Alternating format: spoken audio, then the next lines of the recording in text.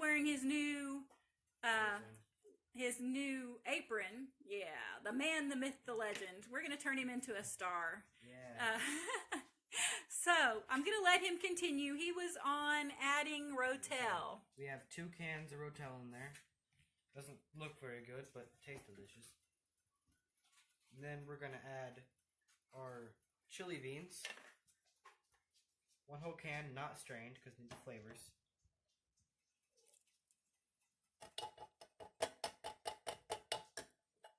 Put that in the recycling, because you got to save the planet.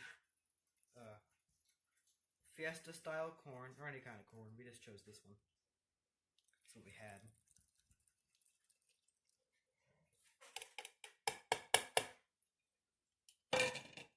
Then we're going to do 1 packet of taco seasoning. And if you're watching Sodium, we rinse those black beans. You can also find, I know Kroger has a low sodium taco seasoning. I don't know if Ortega or Taco Bell, any of the other ones that you can buy in the store have a low sodium one. But just watch for that because you can find it. So if you're trying to watch Sodium, you can do a low sodium version of this as well. And if you look on the kitchen page, the recipe might differ just a little bit, but that's... We change things here. Your water. Alright. So next we add 12 ounces. 12 ounces of chicken broth. And how is this different from the recipe? I think in the original one they asked us to use beer instead of chicken broth. Yes, it did call for beer, which I would love to try it just to see if it changes the flavor any, but we didn't have any beer, so we're doing chicken broth. Now stir. All right, stir. We're going to stir this up to amalgamate the flavors. Word of the day, amalgamate. He uses big words.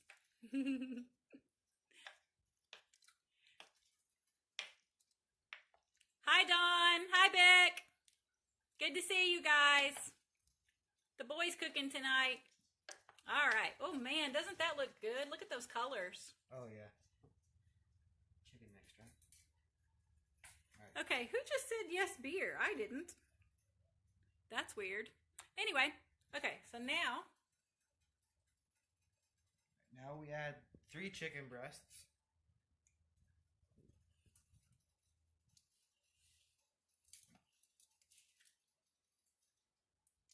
I feel like the grill master should have better control over chicken breasts, but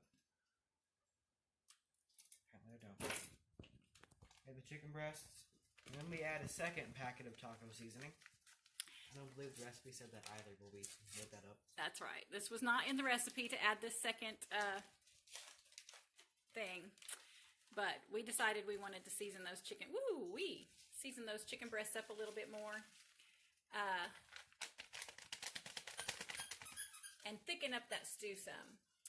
All right, so now, yeah, I just want to kind of mix that or spread that around on top of the chicken a little bit so it's all over. And then normally you would turn your crock pot on to low.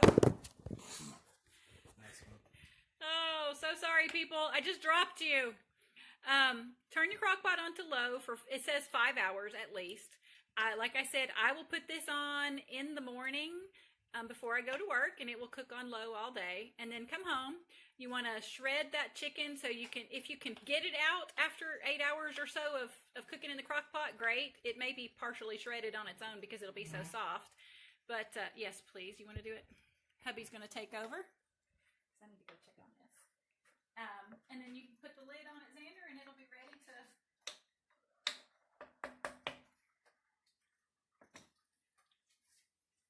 Shoot the lid. It's right there. Oh, I'm blind. And then that will be ready to go. You might notice our crock pot's broken. It's not our fault. We broke it. The handle's broken. Only 1/2 of it. Just do that. It makes it worse. Want me to move this to the counter? You can leave it there. I'll put it in the fridge in a little bit. All right. Now we're going to come back to our stew. We need to add to this stew a can of crushed tomatoes. I happen to have tomato sauce, so that's what we're going to use. The chicken taco soup called for a can of tomato sauce as well, and I didn't have two, so we left it out of that. I think it'll be fine. We're also going to add a cup of peanut butter. And the recipe called for chunky peanut butter, but we don't like the chunky so much, and so we don't buy the chunky. So what I'm going to do is I'm going to chop up a few peanuts for garnish and just add them to the top after this is cooked a little bit. So we want to give this peanut butter time to melt in. Stir this up really good and let it get melted in there good. And mix in those tomatoes. And then we're going to throw on top of all of this. See how nice and thick that's going to be?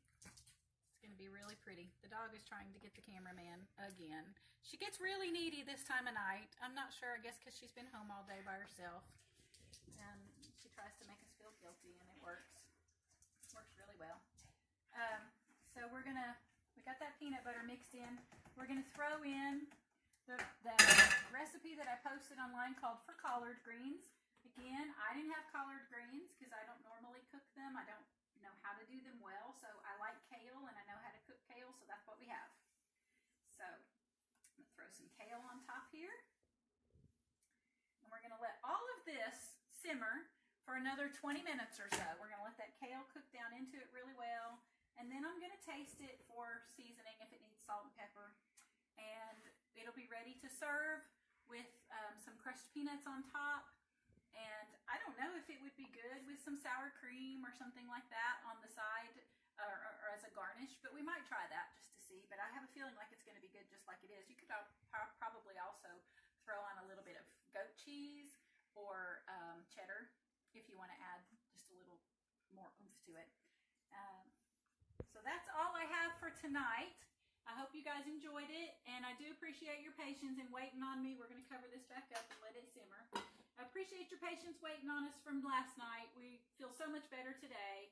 I hope everyone else is staying well, and there's a lot of stuff going around right now, so if you don't have to be out amongst people, don't do it. And if you're recuperating from anything, just be well, take it easy, eat lots of soup. It's good for you, and it helps you heal.